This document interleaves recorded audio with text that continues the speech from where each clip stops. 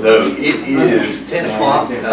We'll go ahead and get the work session portion of the meeting up and running. I want to say thank you for everybody that's here. Welcome everybody here. We'll go through, I know we've got a couple of meetings that we're going to go back to back. We've got our standard work session, then we have a call meeting that's going to be coming just a couple minutes after with a couple topics there. So in light of that, when it gets to the department updates, rather than going around the room to every department head and calling on each and every one of you, if you have an update, there's something that's going on, I want to just give you a chance at that point. I know we've got two of them that are specifically on the agenda for the work session, but I'm not going to throw you all on the spot and just go room by room just for the interest of time. So if you have an update for your department, if you would, just, and you all just don't speak up at once. I'm sure every one of you are eagerly waiting. Yes, sir. The water department, we're actually going to start the Highway 136 project next week. Got everything cleared up with the DOT and some engineering, not issues, but concerns. We got all that squared away first of this week, so we're going to start Monday. Probably be up there 3 or 4 months and be done with that. That's about it with us. On the EMA side, I got a call last night from the state. We done a PA a couple weeks ago for the floods back in April.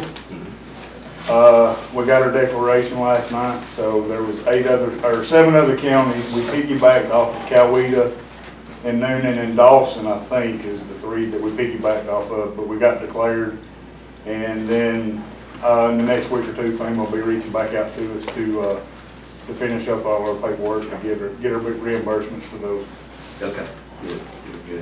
And in that, I want to say thanks to Kurt for the way he kept documentation on all that the road department went on. I think you guys, because of that declaration, all of that work that you did with your pictures and documentation and showing everything, I think it's going to help a whole lot. So, Chris, can we ask them questions at this time? Sure can. Philip, where do we stand on Grandview, the Grandview? We are waiting on the EPD. We've been waiting on them for the last year, I guess. Since COVID hit, they slowed down and now they started picking back up.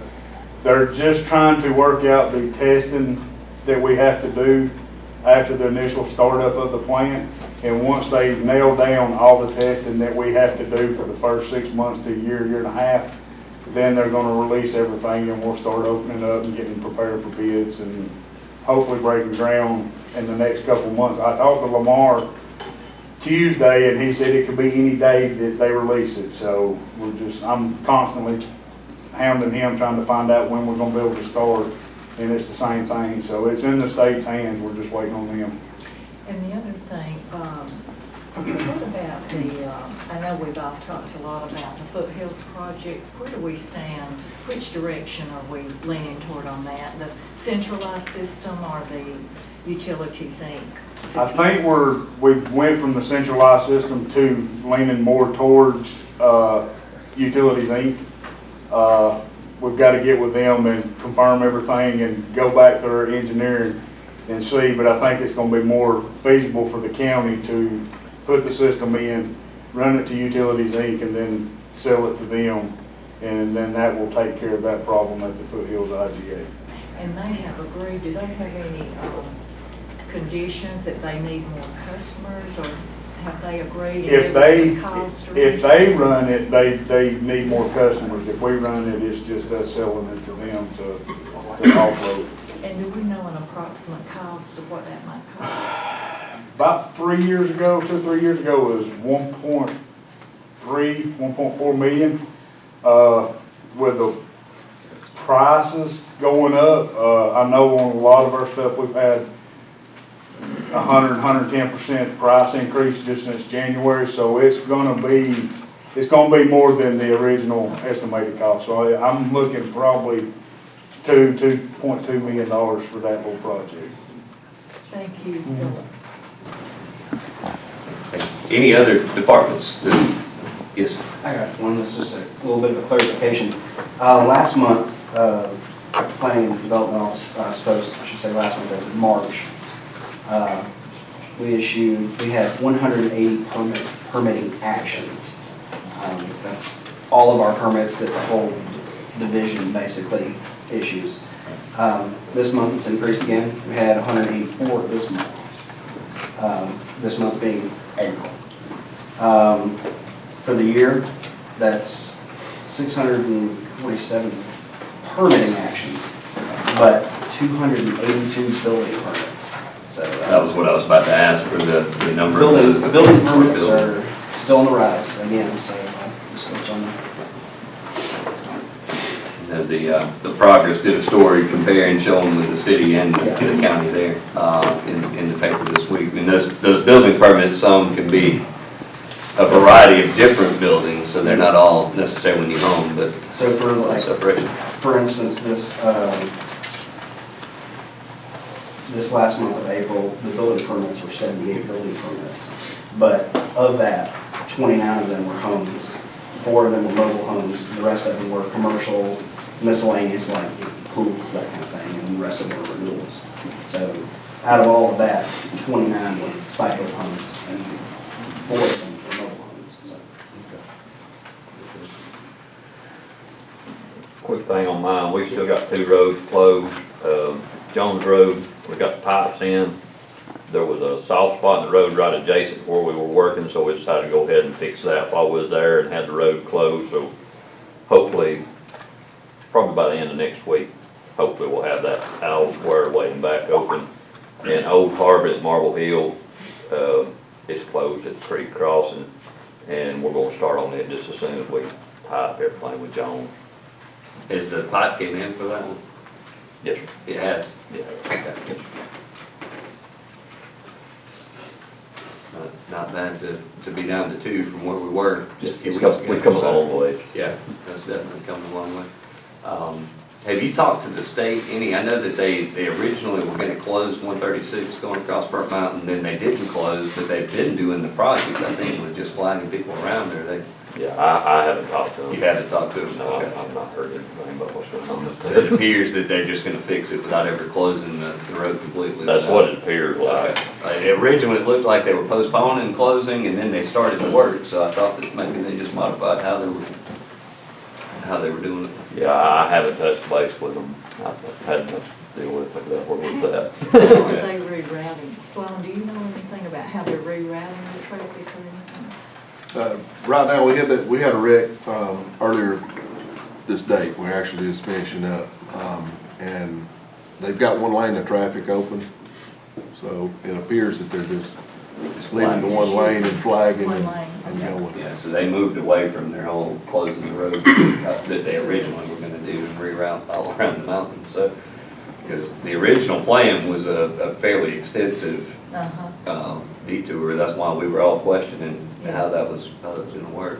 I think Thane and Ghost was concerned about their customers Oh, yeah. getting there. So. Yeah, it would have significantly affected them for the time, and it was just during the daytime hours, so their evening hours for anything that they had in the evening would have been fine, but then I think they were able to work it to prevent it, so. And we haven't received any more from them in our office, that's why I was asking Kirk if they had in the road department side. I talked to them wherever that was coming about with the closure and all, and how they were gonna reroute and all that, but I haven't talked to them since then. Okay, all right, then I'm assuming they moved a different route. Any other departments that have it? Yes, sir. So Recreation Department, we're finishing up with baseball next couple of weeks.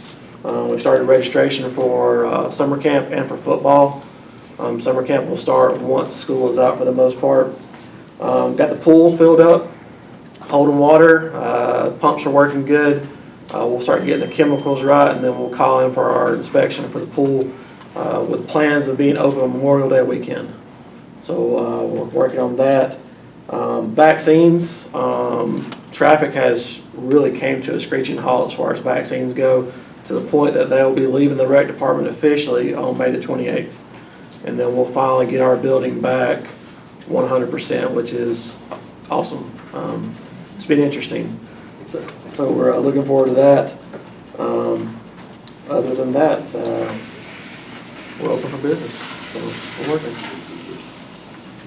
I know they changed the sign, I think yesterday. Yeah, it changed it Was that, yeah, to show that it's not appointment only, that it is walk-in friendly. But I've noticed the traffic Parking lot over there looks great. I know that we had discussed during the planning session, and they did get the parking lot done Yeah, it's turned out very nice. the weekend. I drove through there yesterday and looked at it. It was impressive. Any other departments with any updates or any other elected officials' offices? I mean, I know I keep using the term department, but anybody else that's got an update that they? Well, this is one on 53. We've had our area right there, well, right next to my house.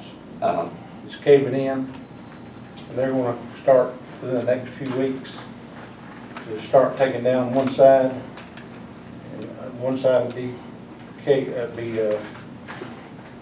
Were they gonna reroute it reroute it on 53? and do the same thing when they get the other side. That's gonna be within the next few weeks, probably. Okay, and we didn't have our road meeting Monday, and I don't think the state came last month. They weren't here, so we didn't get an update on where they were on the projects, but that would be good to get that fixed. All right, do y'all have any questions for any department? I know I changed where I didn't go department by department, but I don't want to miss the opportunity for any questions. Yeah, too. that's great, as long as we have that opportunity. No, not at all. Okay. The next item goes back to talking with Parks and Rec. One of the areas that we discussed from the SPLOST project was the Roper Park and taking a look at Parks and Recreation and getting a master plan in place. I met with Brian and Los Design, I think is how they actually pronounce it. Los is the firm that did the plans for Veterans Park in Cherokee. They've done several other big projects as well, but we sat down and met with them. Brian, would you want to go over kind of what they?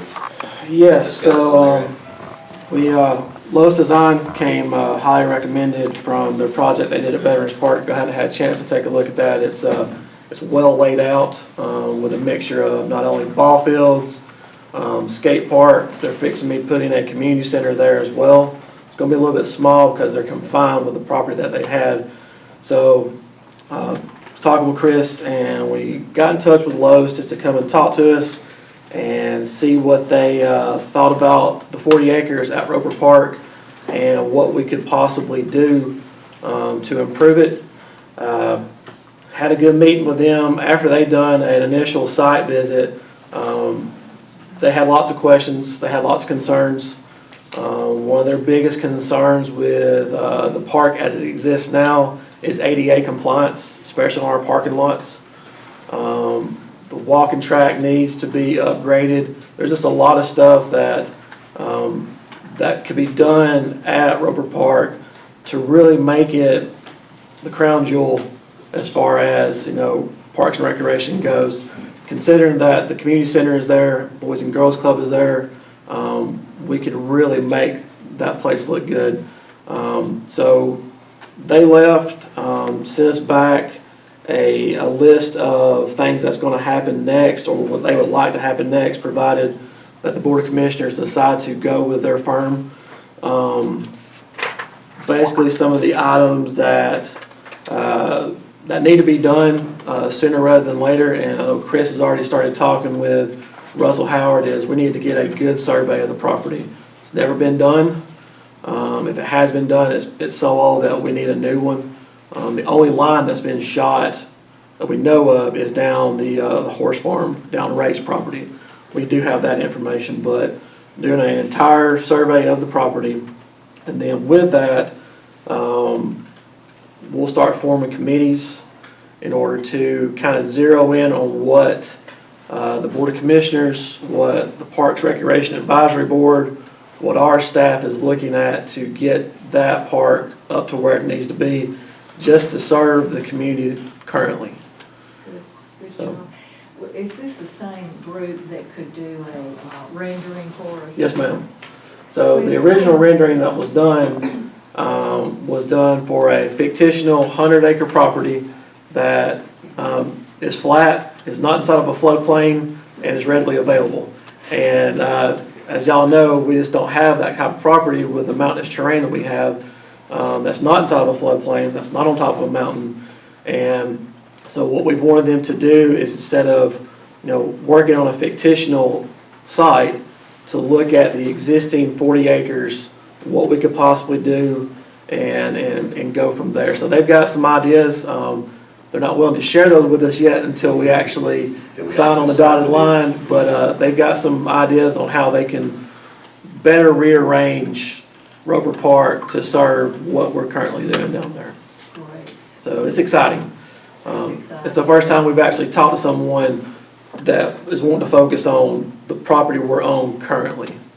So, And with this, if by chance we were able to buy the connecting property in the future, would they have that in mind on how to expand? so we spoke to them about not only that property, but other properties as well. And what they're planning on doing is when they do the concept, is to show that in tiers. So they're focusing on the 40 acres now that we own. And if the other properties become available, they would show that as being different phases of the actual plan. Thanks, Brian. Yeah, it's very exciting. So when we go to our regular meeting later this month, we'll present, and I'll get you guys a copy, but it was the total cost that they had recommended was at $29,000 for the full architectural drawings, renderings, a stepped process of how to go through and draft that together, to get a working master plan that was there. That sounds reasonable. It was shockingly Shockingly reasonable from reasonable. what I expected when we sat down to meet with them. I kind of went a little bit nervous about what that number might come back at. But we also discussed getting a steering committee that's made up of some board of commissioners, an appointment from the board of commissioners and from the advisory board, and then a couple of parents that participated there. And so when we go to the meeting in May with our standard board meeting later this month, we'll make a recommendation for that. That way we can kind of officially lock in when we have that. I didn't put it on the call meeting agenda today because we were just trying to review what they sent over. But I think that it definitely sounded very optimistic. They were very complimentary on Brian and his staff about how well kept. I mean, they talked about the size of the park, but how incredibly maintained it was, because they were blown away at how well kept it was. So I think that definitely needs to be pointed out. So Yeah, but their crew's we're an doing good. old park. I mean, the park was built back in the 70s, really kicked off in the 80s. And the fencing is rusted, the parking lots are too small, but we try to do our best to make sure the grass is mowed, the trash is picked up, the little things to make it look good. But there's just some things that we're gonna have to take a good look at it and some monies to spend on it to really bring it up to the standards that is required today. Y'all do a great job. Thank you.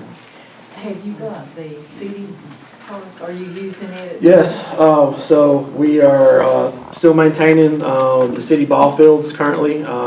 We try to drag those fields multiple times a week, mowing the fields as well. Since we last met, we've gotten with the sheriff's department, and we are now maintaining the old football field at the old high school as well. So the fact that that has lights on it is huge for us. We can do everything from football practices to soccer practices. I mean, that's a huge deal for us. So we're maintaining that right now, with plans on getting it fully going in the fall with either soccer or football. Then if we have any construction at Roper Park, once we get to that phase of if we have to tear a field out to start working there through, we've got fields to continue where soccer and baseball and softball and t-ball can continue, and we don't have to shut down serving during the time. So that was a good meeting Yes. Exciting things. for the cost of them over. So Yeah, the fact that we got the city ball fields, the fact that we had, they're lit, and we got the old football field and it's lit, that's made the availability of us to do a major renovation at Roper Park feasible now. Great. So the next item on the agenda, and it's on the children at play signs and recognition. I was speaking with Nathan at the sign department, and they get requests constantly to place these throughout subdivisions. And so Nathan, he kind of reached out about what the original regulations had said as to where they were supposed to be placed and where they're not. But in the research, he sent me the information where the Federal Highway Administration has revised their manual, which is what our guidebook is for signs all over. that no longer includes children at play signs, because they consider it a violation of the Code of Federal Regulations in that subpart, basically stating that it created a false sense of security for people that allowed their kids to play. They made the common sense recommendation that the best advice to give parents is to tell their kids not to play in the street. Sometimes you can't make stuff up, you have to just kind of read it off of the thing. But in that, because it's no longer recognized, in speaking with Nathan, we're gonna not go start pulling them all down, but as they needed to be replaced, instead of replacing them, not put the new ones back up. That's a kind of be a phased out, that the ones that are there would leave in place and then just kind of pull them out as they're going. But that way we kind of have the stance where we're following this guideline. Nathan also kind of sent a guide that Cherokee uses in terms of how they determine when signs go up, when they don't go up, so that it's not arbitrary, it's not something, and that deals with speed bumps, signs, speed limits, stop signs, all of that information. So we're gonna start working to review and prepare that in a way that would fit us here. And get that in terms of as a policy, or if needed to be an ordinance. But I asked Nathan to be here in case you had questions about it, because I know that a lot of parents, I mean, they feel better that they see that sign in their neighborhood, but the reality of it is they've proven that it didn't actually slow people down. So if y'all got questions. I wanted to compliment you on the new stop signs. There's one at Cove Road with the blinking lights. That's Nathan to get that compliment too, so. Okay, good job. They are very needed right there. Do Very we needed. plan to use more of those throughout the county? I assume we will, in trouble areas. That is a very trouble area. Yes. Even with us just installing those signs, we nearly got run over several times. They pay no attention to that stop sign, and they just drive right through. So it's, you know, that, and I've had several people see them overnight say that they're very bright. You can't miss them. Really? So yeah, and I've talked to Chris, I think that we will eventually incorporate some more in the county. I know Kurt worked to get the rumble strips repaired and replaced at the same intersection, and then, to help to slow, did they get the other as ones well? on the roundabout. Yeah, you would think a roundabout that has a mountain in the middle of it, that you would not drive into the mountain, but that roundabout has been hit, it was hit fairly recently again, so we've added rumble strips there at the Steve Tate Cove intersection roundabout to help with slowing people down that may just not see the big pile of rocks. We're actually gonna move the roundabout signs, I talked with Kurt, we're gonna move them back to where the rumble strips initiate and start, to even more, try to give them more heads up. Warning. I mean, you can only do what you can do, so.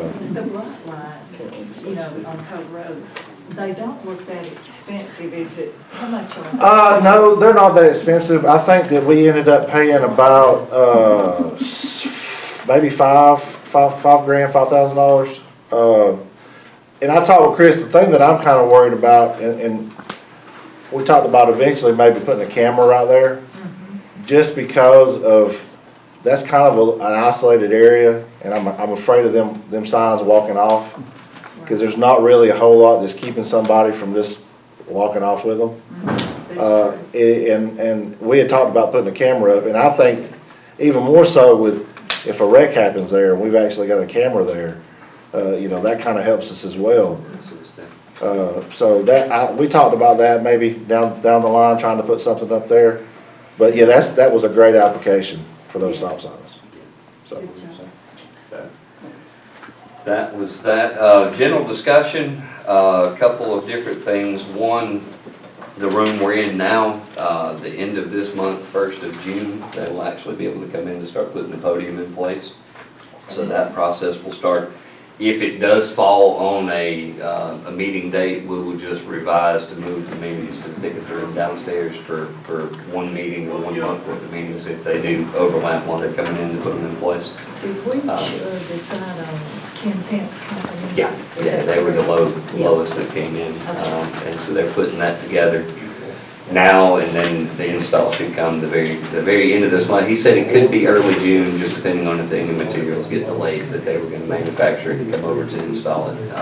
Did we have a drawing, did he give us a drawing or anything? He took the modified, we used the drawings that the school board had for their boardroom, and then he had to kind of reverse some of it because of the shape of our room, but he was able to kind of do the engineering based off of that, but it's the similar concepts and colors that were used there, so it should look very similar in the way that it's laid out. It's just gonna kind of be, because of our room, it'll turn and be angled a little bit different, but Will it be in this area? yeah, it'll be in this area facing because of the doorways that were there.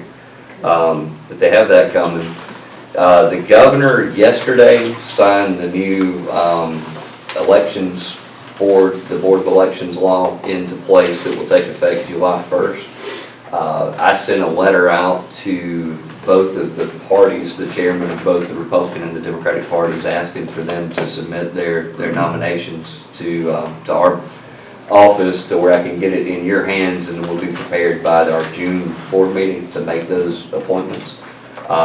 We also went ahead and on Facebook yesterday started to put, Nina had created a form to put out for people that are interested in serving on boards and committees. They can go ahead and submit that letter of interest. We, I think, had 5 that started to send in, not one for the Board of Elections yet, but for some other boards.